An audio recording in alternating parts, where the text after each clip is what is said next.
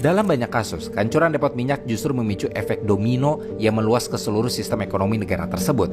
Ketika fasilitas penyimpanan bahan bakar rusak atau terbakar, distribusi energi ke berbagai sektor langsung terganggu, mulai dari transportasi publik, kendaraan distribusi barang, generator listrik, hingga sektor industri yang semuanya bergantung pada pasokan bahan bakar yang stabil. Ketika pasokan tersebut terganggu, lonjakan harga energi, gangguan transportasi, dan inflasi yang meluas akan terjadi. Dalam situasi perang, gangguan semacam ini dapat memperburuk kondisi ekonomi yang sudah rapuh akibat konflik. Sejarah telah menunjukkan bahwa strategi menyerang infrastruktur energi sering digunakan dalam berbagai konflik modern. Contohnya dalam perang antara Rusia dan Ukraina yang berlangsung sejak tahun 2022.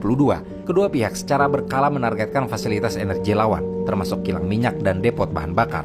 Serangan terhadap fasilitas tersebut tidak hanya dimaksudkan untuk melemahkan kemampuan militer lawan, tetapi juga menciptakan tekanan ekonomi yang lebih luas.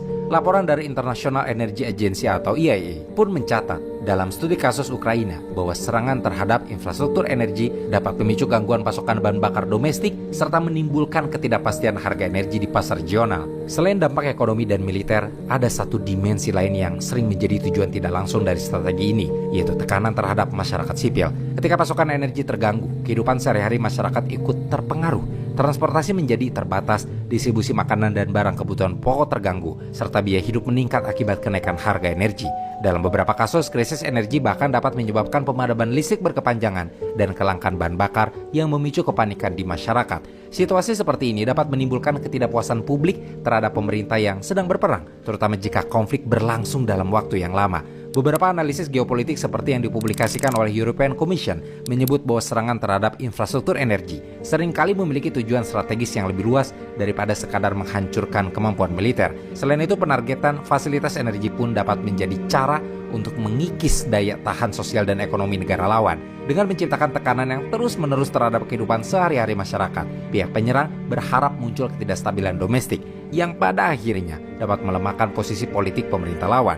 Namun strategi ini juga menimbulkan pertanyaan moral yang semakin sering diperdebatkan dalam hukum humaniter internasional. Secara prinsip, hukum perang menuntut agar serangan militer diarahkan pada target yang memiliki nilai militer langsung dan meminimalkan dampak terhadap warga sipil. Tetapi dalam praktiknya, serangan terhadap infrastruktur energi seringkali berada di wilayah abu-abu. Depot minyak mungkin merupakan target strategis yang sah secara militer, tetapi dampaknya hampir selalu menjalar jauh melampaui fasilitas tersebut. Ketika tangki minyak meledak, asapnya menyebar ke kota-kota di sekitarnya. Ketika distribusi bahan bakar terganggu, masyarakat sipil yang pertama kali merasakan dampaknya. Disinilah paradoks perang energi muncul. Serangan tersebut dilakukan dengan tujuan melemahkan negara lawan, tetapi konsekuensinya justru paling berat dirasakan oleh warga sipil yang tidak terlibat langsung dalam konflik.